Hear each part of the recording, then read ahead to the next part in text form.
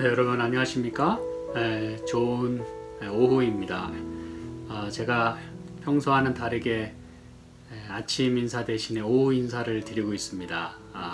까닭은 제가 이 시편 48편 두 번째 시간, 이 시간을 말씀을 나누면서 제가 녹화 버튼 누르는 것을 잊었어요. 그래서 음성으로는 녹음이 되어 있지만 그래도 여러분을 이렇게 얼굴로 뵈면서 말씀을 나누기 원해서 이 오후에 제가 다시 말씀을 녹화하고 있습니다. 새로운 또 느낌과 또 약간 다른 방향으로 제가 이제 이 오후에 여러분을 찾아뵙게 되었습니다. 오늘 함께 나눌 말씀은 시편 48편 두 번째 시간인데 함께 말씀을 읽고 또 말씀을 나누도록 하겠습니다. 여호와는 광대하시니 우리 하나님의 성 거룩한 산에서 극진히 찬송하리로다. 터가 높고 아름다워 온 세계가 즐거워하며 큰 왕의 성 곧 북방에 있는 시온산이 그러하도다. 하나님이 그 여러 궁중에서 자기를 피난처로 알리셨도다. 열왕이 모여 함께 지났으며 저희가 보고 놀라고 두려워 빨리 갔도다. 거기서 떨림이 저희를 잡으니 고통이 해산하는 여인 같도다. 주께서 동풍으로 다시스의 배를 깨뜨리시도다. 우리가 들은 대로 만군의 여호와의 성 우리 하나님의 성에서 보았나니 하나님이 이를 영영히 견고케 하시리로다. 셀라. 하나님이여 우리가 주의 전 가운데서 주의 인자하심을 생각하였나이다. 하나님이여 주의 이름과 같이 찬송도 땅끝까지 미쳤으며 주의 오른손에는 정의가 충만하였나이다. 주의 판단을 인하여 시온산은 기뻐하고 유다의 딸들은 즐거워할지어다. 너희는 시온을 편답하고 그것을 순행하며 그 망대들을 계수하라. 그 성벽을 자세히 보고 그 궁전을 살펴서 후대에 전하라. 이 하나님은 영영이 우리 하나님이시니 우리를 죽을 때까지 인도하시리로다. 아멘. 네, 오늘 이 시편 48편을 저희가 함께 읽으면서 저희는 이 고라 자손의 이 시 혹은 노래로 되어 있는 이 말씀을 통해서 얼마나 이 시인은 시온산을 그리워했는지를 저희가 그저 볼 수가 있습니다. 그렇죠? 그래서 하나님의 위대하심을 찬양하면서 그분은 바로 북방에 있는 시온산에 계신다고 그러면서 이제 후반에 그 시온산을 그리고 거기에 있는 그 성벽을 편답하고 순행하고 망대들을 계수하고 성벽을 자세히 살피고 궁전을 살피는 그런 마음을 저희가 보면서 그들이 얼마나 하나님의 전을 사모하고 또 하나님이 계시는 그 전, 성, 그 예루살렘, 그 시온산을 얼마나 그들이 사모하고 또 그곳에 있기를 바라고 그것을 노래하는지를 그 마음을 저희가 이렇게 엿볼 수가 있어요. 그래서 이 말씀을 저희가 보면서 저도 그런 생각을 좀 해봅니다. 오늘날 우리도 돌아가야 될 본향이 있고 또 우리가 거해야 될 시온산이 있어요. 그렇죠. 지금은 우리가 이렇게 각기 다른 곳에서 힘들게 이 세상을 살아가고 있지만 우리에게는 하나님이 계신 그 본향 또 하늘 그렇죠. 그 시온산 우리도 좀 마음에 늘 그리면서 살았으면 좋겠다고 생각을 합니다. 이 고라 자손들이 그렇게 구체적으로 하나님의 계신 곳을 사모하고 그리워했던 것처럼 말이죠. 사실 오늘 우리에게는 하늘이라고 하는 것이 매우 제한적으로 우리에게 계시가 되었어요. 우리는 하늘에 대해서 사실 자세히 알지는 못합니다. 하지만 오늘 이 시인이 이렇게 노래한 것처럼 우리의 마음 가운데도 그저 우리에게 주어진 범위 내에서 하늘을 자주 사모하고 그렇죠? 구체적인 그런 뭐 디테일한 뭐 치수 뭐 이런 거 우리가 생각할 수 없지만 그 하늘을 우리가 자주 생각하고 또 그리워하고 그렇게 우리의 삶 가운데서 우리의 그 천국을 하늘을 좀 이루어가는 삶이 된다면 얼마나 좋을까? 그리고 그러한 마음으로 사는 것이 얼마나 중요한가 하는 것을 제가 이 시간에 여러분에게 말씀을 드리는 것입니다. 또 이것을 우리가 이해하는 것이 오늘 이 시를 지은 또 이 노래를 부른 그 고라 자손의 그 마음을 심정을 우리가 또 이해할 수 있기 때문에 그렇습니다. 오늘 저는 이제 이 시편 48편을 세 가지 측면에서 여러분에게 좀 말씀을 드리려고 합니다. 그것은 첫 번째는 이 개요를 통해서 이 시편 48편이 아름답게 구성이 되어 있는데 이 아웃라인을 통해서 말씀을 또 여러분에게 전하고, 또 두 번째는 세 개의 그 성경절을 통해서 또 키가 되는 그 세 개의 성경절을 통해서 또 시편 48편을 우리가 더 심도 있게 또 말씀을 나누고, 다시 말해서 3절에 하나님 그 여러 궁중에서 자기를 피난처로 알리셨다라고 하는 것, 그 다음에 8절에 우리가 들은 대로 만군의 여호와의 성 우리 하나님의 성에서 보았나니 하나님이 이를 영영히 견고케 하시리로다. 그 다음에 세 번째 14절 이 하나님은 영영히 우리 하나님이시니 우리를 죽을 때까지 인도하시리로다.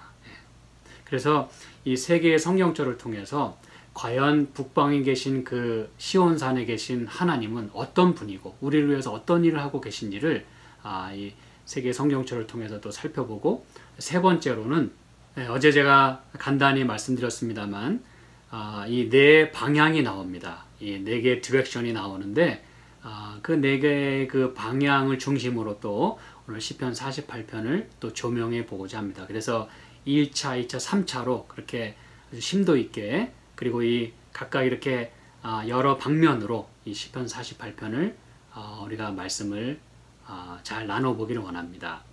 특별히 여러분 그 네 방향에 대한 말씀을 제가 먼저 프리뷰를 어제 그 마치는 시간에 제가 간단하게 해드렸는데, 여러분 이 네 방향은 하나님이 2절에 보니까 북방의 그 시온산 거기에 이제 계신다 그랬어요. 그렇죠?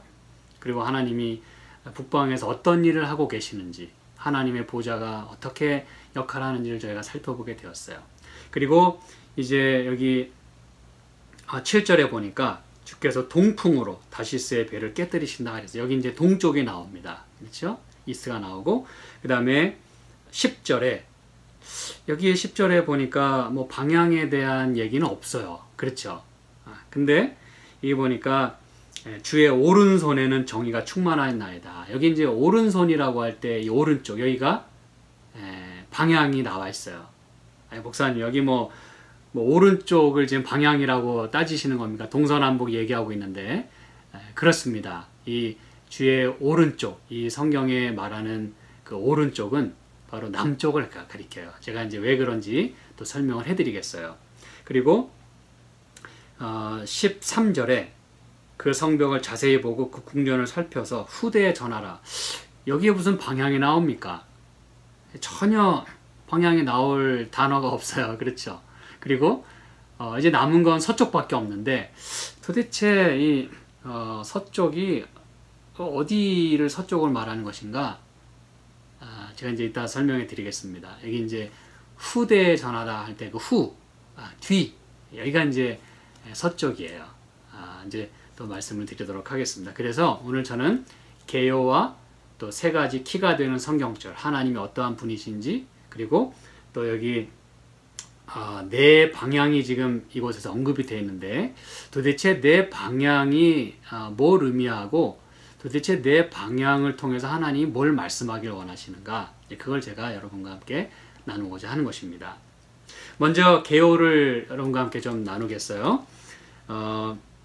1절부터 14절까지 이렇게 되어 있는데 1절부터 3절까지가 바로 이제 시온을 노래합니다. 그렇죠? 하나님의 성 거룩한 산에서 극진히 찬송하고, 큰 왕의 성 북방에는 시온산, 그래서 시온산을 아주 힘있게 노래합니다. 하나님이 거하시는 곳이라고. 그리고 이제 12절부터 14절까지 또 여기 이제 시온을 또 노래합니다. 앞뒤로 말이죠. 그렇죠? 이렇게 시온을 편답하고 또 순행하고 망대들을 계수하고 성벽을 자세히 살펴보고 궁전을 살펴보고, 그렇죠? 그래서 그곳에 계신 하나님이 또한 우리를 영영히 인도하시겠다고 하는 그런 아름다운 그 시온에 대해서 노래를 합니다. 그리고 그 중간에 4절부터 7절까지는 그렇게 하나님을 의지하는 백성을, 피난처로 하나님을 피난처로 삼고 있는 그 백성을 원수들은 늘 공격을 해요. 쳐들어옵니다. 그렇죠? 방해를 해요. 그렇지만 저들이 그 시온산에 계신 그 하나님, 그 피난처가 되신 하나님 때문에 그들은 또 놀라서 도망간다. 이렇게 한마디로 원수는 패배한다라는 걸 여기 이야기하고 있어요. 그리고 9절부터 11절까지 역시 하나님께서 승리하신다고 하는, 그래서 결국 그분의 그 인자하심을 노래하게 하고 찬송하게 하고 이름을 찬송하게 하고, 그렇죠? 주의 오른손으로 또 이렇게 정의가 충만하시고, 그리고 주님의 그 판단, 심판으로 인해서 시온산은 또 기뻐하고 즐거워하는 그런 그 노래를 하고 있어요. 하나님이 위대하시다고 하는 걸 또 한번 노래합니다. 원수는 망하지만 하나님은 승리하시는, 그래서 우리가 기뻐하는. 그리고 그 센터에 8절에 하나 남았죠. 그렇죠?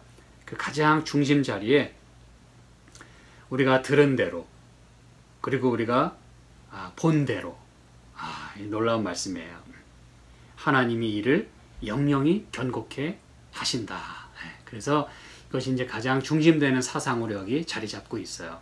하나님은 우리가 보고 들은 대로 그렇게 우리를 영원토록 인도하시는, 그리고 우리를 영원토록 이렇게 보호하시고 견고케 하시는 아주 secure, 아주 이렇게 보장, 그렇죠? 요즘처럼 그 보장이 안 되는 시대에 말이죠. 하나님 우리의 보장이 되신다 그랬어요. 영영히 견고케 하시는 그런 하나님을 노래할 수가 있는 것입니다. 그 하나님이 중심에 계시기 때문에 원수가 쳐들어와도 우리는 두려워하지 않고, 그렇죠? 하나님이 이렇게 든든히 중앙에 서 계시기 때문에 우리는 그분을 의지하고 노래할 수가 있는 것입니다. 이렇게 우리는 벌써 개요만 봐도 하나님이 얼마나 참 우리를 사랑하시고 우리를 케어하시는지를 우리가 볼 수가 있어요. 그렇죠? 그리고 이제 이 세 가지 성경절, 그것은 바로 아까 말씀드렸지만 3절에 하나님이 그 여러 궁 중에서 자기를 피난처로 알리셨도다. 피난처가 되신 하나님을 여기서 노래하고 그분을 드높이고 있습니다. 그렇습니다, 여러분. 우리는 시편 46편을 통해서도 하나님 우리의 피난처가 되신다고 하는 걸 분명히 확인하게 되었어요. 46편, 제가 처음에 말씀드린 대로 46편과 48편은 매우 밀접히 연관되어 있는 시들입니다. 그래서 같이 연구하는 것은 매우 중요해요. 여기 시편 46편 1절에 보니까 하나님은 우리의 피난처시오, 우리의 힘이시니 환난 중에 만나 큰 도움이시라. 그렇죠? 그 다음에 7절에 만군의 여호와께서 우리와 함께 하시니 야곱의 하나는 우리의 피난처시로다. 11절에도 만군의 여호와께서 우리와 함께 하시니 야곱의 하나님 우리의 피난처시로다. 그래서 여러분, 이렇게 피난처가 되신다고 하는 것이 곳곳에 이렇게 있어요. 처음과 중간과 맨 마지막에. 그 얘기는 여러분, 하나님은 우리의 모든 삶의 영역에서, 그리고 우리의 삶의 시작과 중간과 끝에 그렇게 하나님 우리의 피난처가 되신다고 하는 것을 여기 말씀하고 있는 거예요. 정말 감사하지 않습니까, 여러분? 어느 누가 우리의 모든 삶의 영역에서 우리를 그렇게 케어하는 분이 있습니까? 누가 그렇게 해줍니까, 여러분? Nobody. 아무도 그렇게 해주는 사람 없어요. 그러나 하나님은 우리의 ever-present help, 언제나 만날 수 있는 그런 우리의 피난처가 되시고 큰 도움이 되신다고 했고, 우리의 삶의 그 영역의 곳곳에 우리의 피난처가 되심을 노래하고 있어요. 어느 시간, 또 어느 순간, 어느 시대, 어느 누구를 막론하고 하나님이 우리와 함께 계신다라고 이렇게 강조하고 있는 거예요. 우리의 피난처가 되신다. 야곱에게도 그러셨고, 그렇죠? 그리고 고라 자손들에게도 그러셨고, 그 얘기는 동시에 우리에게도 그런 하나님이 되실 수 있음을 말씀하고 있습니다, 여러분. 감사하죠? 그리고 이제 48편 8절에, 그렇죠? 우리가 들은 대로 우리가 또 그분을 보았나니, 삶의 그 체험적인 그런 신앙을 말해주고 있죠. 그러면서 하나님이 이를, 즉 우리를, 이 성을 영영히 견고케 하시겠다. 그래서 우리는 원수를 만나도 두려워하지 않는 것이에요. 그리고 14절에 이 하나님은 영영히 우리 하나님이시니 우리를 죽을 때까지 인도하시리로다 그랬어요. 이런 하나님 우리가 믿고 있는 것입니다. 끝까지 책임져 주시는 하나님, 끝까지 인도하시는 하나님. 한때는 기분 좋아서 우리 하나님이 되셨다가 또 우리가 좀 말 안 들으면 멀리 도망가셨다가 버리셨다가 뭐 그렇게 하시는 분이 아니고 영원토록 우리 하나님이 되신다 그랬어요. 우리를 끝까지 인도하시는 그 하나님. 우리는 이 세 가지의 성경절을 통해서 우리 하나님이 우리를 위해서 어떤 일을 하고 계시는지를 분명히 이해할 수가 있어요. 그렇죠? 이제 우리는 이런 하나님을 토대로, 그렇죠? 이런 하나님을 우리가 신뢰하는 가운데 성경 가운데 역대하 20장에서 하나님이 어떻게 정말 당신의 백성들을 위해서 일을 행하셨는지 우리가 일전에도 살펴봤습니다만, 다시 말씀드리지만 이 말씀은 시편 46편과 더불어 역대하 20장의 그 상황을 배경으로 그렇게 하고 있는 것이에요. 우리 역대하 20장에 있는 말씀 보겠습니다. 역대하 20장 9절부터 봅니다. 이게 이제 여호사밧의 상황이라는 거 우리가 다 살펴봤죠. 그렇죠? 만일 재앙이나 난리나 견책이나 온역이나 기근이 우리에게 임하면 주의 이름이 이전에 있으니 우리가 이 전 앞과 주의 앞에 서서 이 환난 가운데서 주께 부르짖은즉 들으시고 구원하시리라 하였나이다. 이것은 하나님이 그렇게 약속하신 것을 이렇게 되뇌이는 것입니다. 기억하는 것이에요. 하나님의 언약에 호소하는 것입니다. 여러분, 이것은 굉장히 신앙에서 중요합니다. 왜냐하면 우리는 때때로 잊어버려요. 하나님 약속이 기억이 안 나고 또 어려운 상황이 우리에게 닥치면 우리는 아무 생각이 안 납니다. 여러분, 아무 생각이 안 나요. 뭐 어떻게 해야 되지? 안절부절 못하고 당황하고 또 기절하고 이렇게 갈 바를 알지 못하고 할 바를 알지 못하고 그렇게 주저앉기 십상입니다. 그런데 여호사밧은 원수가 쳐들어온다는 얘기를 들었을 때 바로 하나님의 언약을 기억합니다. 하나님, 저희가 하나님의 앞에서 그리고 주의 전에서 주의 이름을 부르면 우리를 돌보신다고 했죠? 우리를 지키신다고 했죠? 우리의 피난처가 되신다고 했죠? 이제 당신의 약속을 지키실 때가 왔습니다라고 그렇게 호소하는 거예요. 놀라운 이야기입니다, 여러분. 그렇죠? 그러면서 12절의 후반부에 우리는 어떻게 할 줄도 알지 못하옵고 오직 주만 바라보나이다. 이렇게 이제 여호사밧이 하나님께 의지하는 모습을 보게 됩니다. 다시 말하면 하나님을 그의 유일한 그 피난처로 지금 삼고 하나님께 나아가는 거예요. 그렇죠? 그리고 오직 이 주만 바라보나이다 그러면서 주님만을 나의 안전한 보장으로 그렇게 여기고 가는 것입니다. 자, 그러면서 이제 17절에 보니까 이 전쟁에는 너희가 싸울 것이 없나니 항오를 이루고 서서 너희와 함께한 여호와가 구원하는 것을 보라 그랬어요. 여호와가 너희와 함께하리라. 이것이 바로 하나님의 약속입니다. 그리고 하나님만을 의지하는 사람을, 하나님만을 붙드는 사람을 지금 하나님이 분명히 말씀하시는 거예요. 이 전쟁은 나에게 속한 거야. 내가 싸워줄 테니까 너는 가만히 있어라 그랬어요. 여러분, 사실 이렇게 우리 보고는 가만히 있으라고 이렇게 이야기하시면서 하나님은 당신께서 그 모든 일을 행하신다라고 말씀했어요. 우리는 이 똑같은 하나님의 말씀을 출애굽기 14장에서 다시 한번 보게 됩니다. 출애굽기 14장. 이것은 이제 이스라엘 백성이 애굽에서 나왔을 때 딱 애굽을 출발해서 나오면 모든 것이 황금빛, 모든 것이 이렇게 찬란한 어떤 영광만 있을 줄 기대했을 거예요. 그렇죠? 그런데 그들은 맨 처음 만난 것이 바로 홍해였습니다.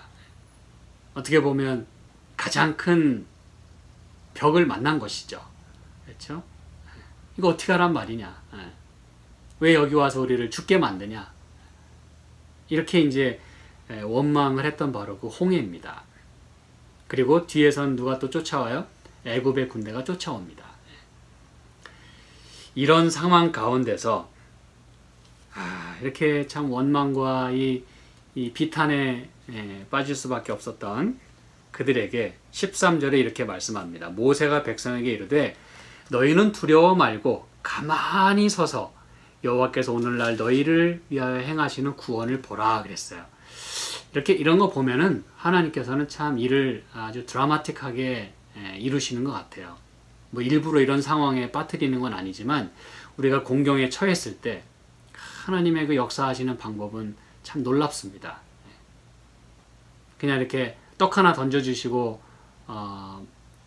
뭐 이렇게 빠져나올 수 있는 지침, 그래서 뭐 종이 한 장 던져주시는 게 아니라 너희는 가만히 있어라. 내가 너희를 위해서 행하는 구원을 그저 보라. 오늘 본 애굽 사람을 또 다시는 영원히 보지 못하겠다라고 말씀하면서 14절 여호와께서 너희를 위하여 싸우시리니 너희는 가만히 있을지니라 그랬어요. 하나님이 싸우신대요. 과연 우리는 이 15절부터 하나님이 어떻게 역사하셨는지를 보게 됩니다. 그렇죠? 하나님이 이루시는 구원을 두 눈 똑똑히 바라보게 돼요. 15장에는 이제 모세가 찬양합니다. 하나님께서 이렇게 구원해 주신 것에 대해서. 그래서 여러분, 이 모든 것들은 뭘 말해주냐 하면 하나님을 피난처로 삼는 사람을 하나님은 그렇게 케어하신다는 거예요. 그렇게 영원히 견고케 하신다는 거예요. 끝까지 책임지신다는 겁니다, 여러분. 무슨 말인지 아시겠죠? 애굽에서 이끌어낸 분이 정말 홍해 앞에서 그리고 애굽 군대의 칼에 죽게 하시겠냐 이거예요. 이게 여러분 중요한 포인트입니다. 가나안을 약속하신 그 하나님께서 죽을 때까지, 거기에 다다를 때까지 인도하시겠다고 하는 하나님의 의지를 여기 보는 것이에요. 하나님 놀라운 구원을 우리가 두 눈 똑똑히 보는 것입니다. 그래서 우리는 어제 살펴봤습니다만 에스겔서 1장에서 하나님이 이 북방에서부터 보좌의 그 이상을 보여주세요. 그렇죠? 거기서부터 오는 그 보좌는 어디 뭐 가만히 이렇게 뭐 박혀있는 그런 보좌였습니까? 구석에 박혀있는? 아니요. 그리고 어디 저 높이 멀리 보이지도 않는 곳에서 이렇게 뭐 이렇게 리모트, 아주 그냥 먼 곳에서 우리를 위해서 아무것도 하실 수 없는 발만 동동 구르고 계시는 뭐 그런 하나님의 모습이었어요? 아니에요. 그 보좌에 뭐가 달렸었다고요? 바퀴가 달렸다고요. wheel in a wheel. 이 바퀴 사이에 바퀴가 또 있어요. 뭘 말해주는 것입니까, 여러분? 워킹 한다는 거예요. 우리를 위해서 지금 죽어라 하고 뛰신다는 겁니다. 종횡무진. 이게 바로 하나님의 모습이에요, 여러분. 그리고 우리는 요한계시록 4장에서 또 하나님의 보좌의 모습을 보게 되는데 거기에는 7 등불 켠 것이 있고 또 7 영이 있고 여러분 놀라운 표현들입니다. 여러분 7 등불 켠 것 그리고 7 영 그분들이 뭐 하겠습니까, 여러분? 우리 인류의 구원을 위해서 그리고 당신의 그 교회를 위해서 얼마나 지금 노심초사하면서 영들을 막 보내는 거예요. 막 위기에 처했을 때 가서 구해주고 함께하고 위로하고 이런 그 작전 상황실의 모습을 저희는 요한계시록 4장에서 보게 됩니다. 이처럼 하나님은 우리를 그렇게 케어하시고 영원히 지키시는 분이라고 하는 걸 저희가 분명히 이해하게 될 때 참 감사하지 않을 수가 없어요. 노래하지 않을 수가 없는 것입니다, 여러분. 그렇죠? 너희는 가만히 있어. 내가 너희를 위해서 행하는 구원을 보라. 그래서 여러분 왜 이 시편 기자는 그분이 참 크신 하나님이시고 왜 그분만이 보좌에 앉으실 수 있는 유일한 자격이 있는 분이고 그분은 왜 이렇게 찬양을 받으셔야 되는지 왜 그렇게 그 찬양과 영광과 존귀와 그 모든 경배를 받으시기에 합당한 분인지를 노래하고 있는 거예요. 그런 하나님이기 때문에 그런 것입니다. 다른 신은 우리 인류를 위해서 하는 것이 없습니다. 오히려 해만 끼쳐요. 인류에게 많은 걸 요구합니다. 이 자식도 나에게 제물로 드려라. 뭐 갖다 바쳐라. 별의별 욕을 다 합니다. 다시 말하면 신이 인간을 위해서 뭘 해주는 게 아니라 인간이 신을 위해서 거의 모든 걸 다 해요. 모든 걸 다 갖다 바치게끔 만듭니다. 그리고 해주는 건 없어요. 사실 여러분, 사람들이 그렇게 믿고 있는 것 뿐이지, 미신일 뿐이지, 이 모든 것을 주관하시는 분은 하나님이세요. 그렇죠. 이 모든 천연계의 움직임도 계절의 변화도 다 하나님이 주관하십니다. 근데 사람들은 엉뚱한 신에게 갖다가 모든 걸 바치는 거예요. 이 신이 우리를 주관한다고 생각하고 비가 안 내리면 비 내리게 해달라고 그러고 그렇게 여러분 엉뚱하게 다른 신을 좇는 거예요. 근데 여러분 성경에 말씀하고 있지만 제가 찾지는 않겠습니다만 뭐 특별히 예레미야서에도 보면은 우리가 섬기는 우상은요 코도 없고 눈도 없고 귀도 없어요. 그래서 냄새도 못 맡고 듣지도 못하고 보지도 못해요. 이 발이나 달렸습니까 여러분? 아니요, 꼼짝없이 이러고 앉아있어요 여러분. 무슨 얘기인지 아시겠죠? 다시 말하면 immobilized 신들이에요. 꼼짝 못하는 신들이에요. 여러분, 그런 신을 우리가 따르고 있다는 건 참 어불성설입니다. 말도 안 되는 이야기입니다. 우리가 이런 것들을 잘 생각해 볼 필요가 있어요. 그런데 꼼짝 못하는 신들이 있는가 하면 우리 하나님은 우리가 꼼짝 못할 때, 그렇죠, 아무것도 못하고 벌벌 떨고 어떻게 될지 당황할 때 하나님이 다 해주세요. 그게 이제 우리 하나님의 모습입니다 여러분. 그런 하나님을 지금 고라 자손은 노래하고 있는 거예요. 오늘 우리도 그렇게 찬송하고 있는 것입니다. 그래서 이스라엘 백성이 가나안에 다다를 때까지, 그렇죠? 그리고 이 순례 행렬이 시온산에 다 다다를 때까지 하나님 그렇게 영영이 끝까지 인도하시는 분이라고 하는 걸 이 시편에서 그렇게 노래하고 있는 거예요. 참고로 제가 이 시편 42편부터는 제2권에 해당하고 그것은 주로 출애굽에 대한 그 컨셉이 여기 들어있다고 말씀을 드렸어요. 그렇죠? 그래서 유독 이렇게 하나님께서 당신의 백성을 이렇게 애굽에서 가나안으로 인도하는 그 모든 그 여정, 그런 것들이 이 특별히 2권에 참 많이 이야기가 나와 있어요. 그래서 여러분이 참고로 생각하시면서 염두에 두시는 가운데 말씀들을 보시면 훨씬 더 은혜가 있을 것이라고 생각이 듭니다. 이제는 세 번째로 내 방향에 대한 말씀을 좀 나눠보도록 하겠습니다. 여러분, 어제 우리는 이 북방에 있는 시온산에 대한 말씀을 나누었어요. 북방에 있는 시온산, 하나님의 그 자리, 하나님의 보좌가 있는 곳. 많은 신들이 그 자리를 탐했지만 그 신들은 다 자격이 없어요. 그런데 유일하게 자격이 있는 분은 바로 예수 그리스도, 바로 하나님이심을 우리가 살펴보게 되었어요. 근데 성경절 하나만 좀 살펴보도록 하죠. 북방에 대한 욥기 37장입니다. 욥기 37장 22절에 있는 말씀 볼게요. 욥기 37장 22절. 북방에서는 금빛이 나오나니 하나님께는 두려운 위엄이 있느니라 그랬어요. 여기 이제 위엄이라는 건 majesty, 그분의 그 위대하심, 위엄이 있으신 참 그 majesty, 그런 그 느낌이 여기 있습니다. 그리고 북방에서는 금빛이 나온다, 이 말은 뭐 금빛이 북방에서 나온다는 그런 말이 아니라 하나님께서 나오시는 것은 바로 그런 금빛 찬란한 영광을 가지고 나오신다, 그 뜻입니다 여러분. 이 말이 금빛만 뭐 이렇게 촥 비치는 게 아니고, 그래서 여러분 우리 하나님은 이처럼 위엄이 있으신 분이고 찬란한 영광 가운데 나오시는 분이라는 거예요. 그분의 보좌가 그러하고 또 그분의 하시는 일이 그렇다는 것입니다 여러분. 놀랍다는 뜻이에요.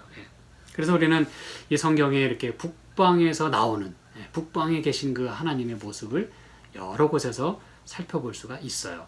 자, 그 다음에 우리는 이제 이 시편 48편의 7절에서 주께서 동풍으로, 여기 이제 이스트가 등장합니다. 동쪽 방향이 나와요. 다시스의 배를 깨뜨리시는도다. 여러분, 그러면 북방에서는 그렇게 하나님께서 역사하시고, 그렇죠? 움직이시면서 역동적으로 우리를 위해서 이렇게 일하시는 모습 보여주면서 동쪽에서는 뭘 하고 계신다는 것입니까? 보니까 다시스의 배를 깨뜨리신다 그랬어요. 다시스의 배. 그럼 먼저 우리가 다시스의 배가 성경에서 어떻게 쓰였는지를 성경적 2개만 좀 살펴보고 말씀 계속 나눠보도록 하겠습니다. 먼저는 열왕기상 10장 22절에 있는 말씀입니다. 열왕기상 10장 22절. 왕이 바다에 다시스 배들을 투어 히람의 배와 함께 있게 하고 그 다시스 배로 3년에 1차씩 금과 은과 상아와 잔나비와 공작을 실어 왔습니다라 그랬어요. 보니까 다시스의 배는 금이나 은 그리고 상아 또 뭐 잔나비 또 이 공작을 실어 나르는 배였음을 저희가 확인하게 됩니다. 그렇죠? 특별히 여러분 이거 보니까 금과 은을 실었다 그랬어요. 이건 여러분 그 다시스의 배를 묘사한 그 성경절과 더불어 그 배경이나 그 단어들을 살펴보면 이것은 그 refinery ship이라고 이렇게 알려져 있습니다. 다시스의 배는 그 단어가 가지고 있는 뜻이 또 그래요. 실제로 역할도 그랬고 그건 뭐냐면은 그 배 안에 금과 은을 정련하는 시설이 있었다는 거예요. 그런 시설을 갖춘 배였다는 것입니다. 그러니 여러분 얼마나 값도 비싸고 얼마나 놀라운 역할을 했습니까, 여러분? 배 안에 금과 은을 만들어내는 정련하는 그런 시설이 있었던 배였다는 거예요. 그래서 금과 은을 실어 나르기에는 아주 적합한 배였습니다. 다시 말해서 매우 그 쓸모와 가치가 있었던 배라는 것이죠. 우리 또 에스겔서 27장에 있는 말씀 볼게요. 에스겔서 27장. 에스겔서 27장 25절에 보니까 다시스의 배는 때를 지어 내 물화를 실었으며 내가 바다 중심에서 풍부하여 영화가 극하였다 그랬어요. 여기도 보니까 다시스의 배가 때를 지어서 물화를 실었다 그랬어요.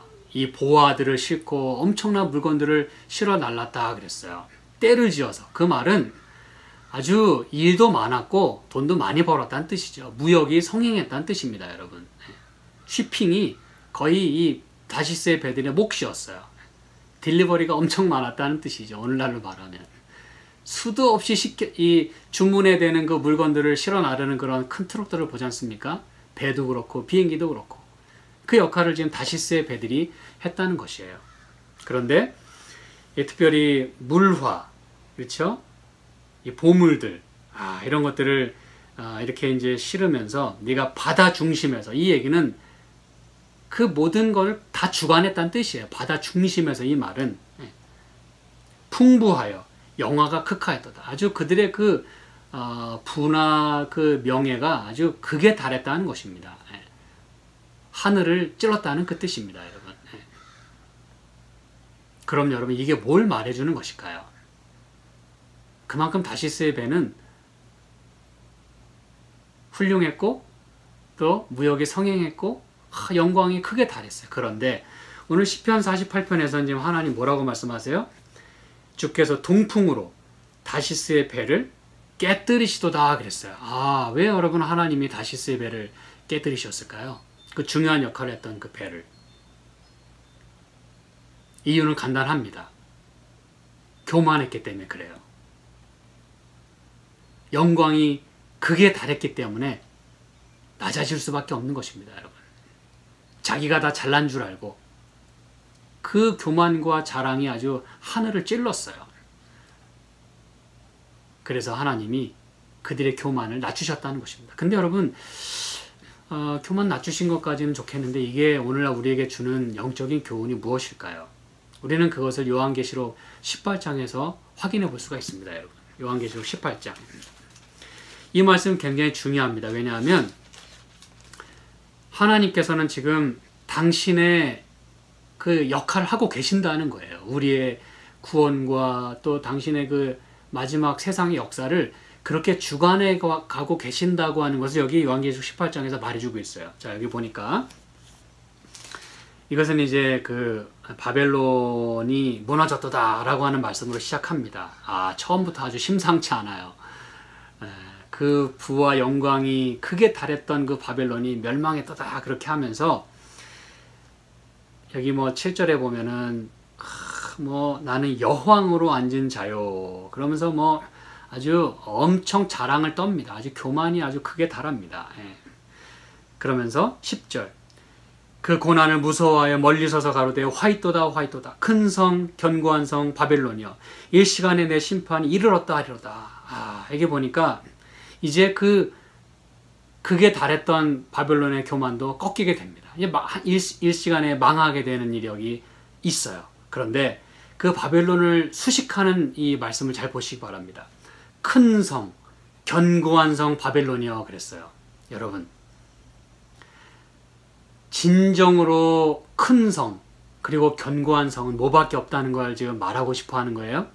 하나님의 성, 하나님이 계신 그 보좌, 그 시온 성, 우리 왕의 큰 왕의 성, 그 성밖에는 견고하고 끝까지 갈 수 있는 성은 없다는 걸 말해주고자 하는 것입니다. 여러분, 하나님 말고 다른 것을 높이게 되면 하나님을 섬기는 대신에 또한 자신을 높이게 되고 자랑을 떨게 되면 내가 큰 성이요 내가 견고한 성이라고 그렇게 높이게 되면 일시간에 망하게 된다는 걸 성경은 말해주고 있는 것입니다. 여러분, 오로지 높임을 받으셔야 되는 분은 하나님밖에 없다는 거예요.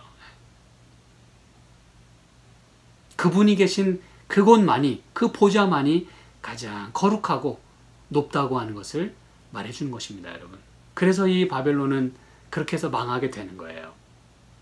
여기도 뭐 11절 12절에 보면 그 상품은 금과 은과 보석과 진주와 세마포와 비단과 이런 것들이 그 상품의 주 그 요소들입니다. 그런 것들을 사고 팔았어요. 다시스에 비하여 비싸지 않습니까, 여러분? 그렇죠? 그러면서 17절에 16절에 보니까 가로되 화이또다 화이또다 큰 성이여. 17절 그러한 부가 일시간에 망하였도다. 19절 티끌을 자기 머리에 뿌리고 울고 애통하여 외쳐 가로되 화이또다 화이또다 이 큰 성이여. 바다에서 배 부리는 모든 자들이 너의 보배로운 상품을 인하여 치부하였더니 일시간에 망하였도다. 그도 역시 바다의 상권을 쥐고 있었어요. 그런데 그 상품을 인하여 치부했던 그 바벨론이 일시간에 망하게 되면서 같이 다 망하게 되는 것이죠. 그렇죠? 그래서 여러분, 우리는 이 계시록 18장에 있는 이 말씀을 통해서 중요한 의미를 깨닫습니다. 왜 하나님께서 그 다시스의 배들을 깨뜨리시는지. 그렇죠? 그래서 북방에서는 그렇게 견고한 성으로, 또 동쪽에서도 역시 하나님께서 지금 당신의 구원의 역사를 이루어가고 계신다고 하는 걸 여기서 지금 말씀하고 있어요.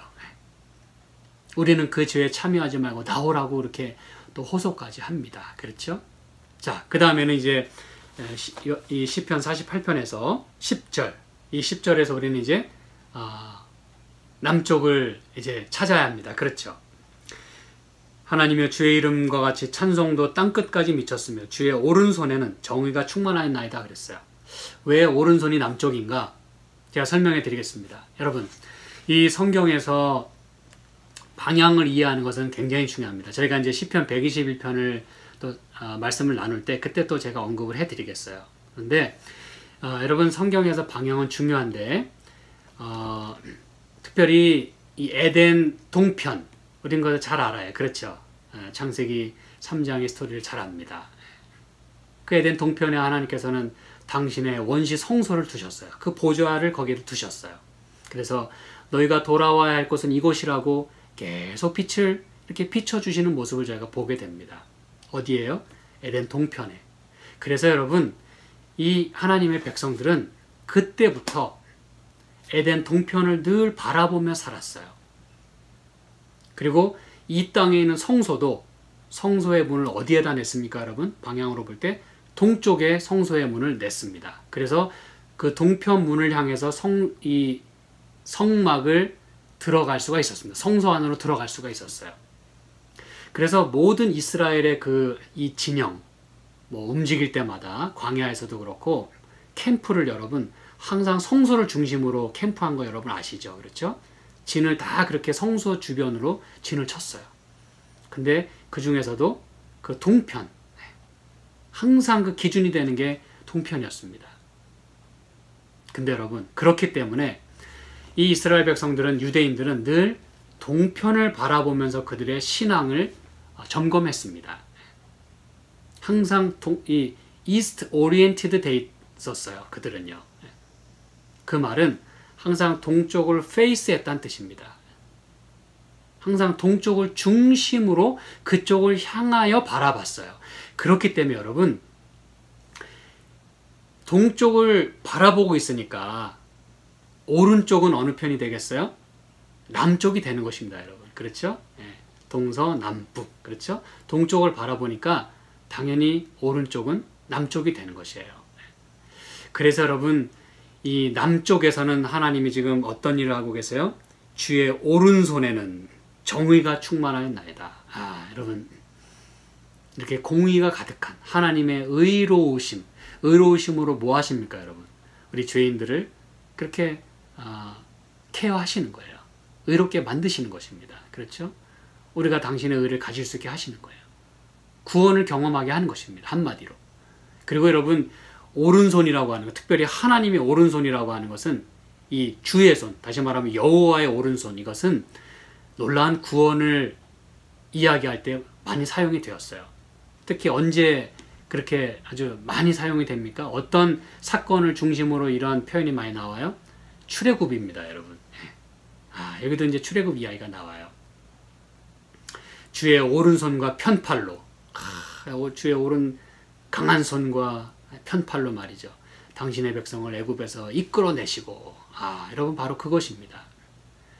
그래서 이처럼 하나님의 오른손은 우리를 위해서 놀라운 일을, 아주 기이한 일을 행하실 때마다 오른손이 그 일을 하셨다고 성경은 표현하기를 즐겨합니다. 그래서 이 남쪽에서는 하나님께서 오른손으로 케어하신다 그랬어요. 당신의 백성을 이끌어내시고 품에 안으시고 잡아 이끌어내시는 거예요. 그리고 가나안까지 또한 이끌고 가시는 것입니다. 인도하시는 거예요. 하나님의 오른손으로 말이죠. 절대 놓치지 않는 그 하나님의 오른손으로, 강한 손으로. 여러분, 놀라운 일입니다. 그렇죠?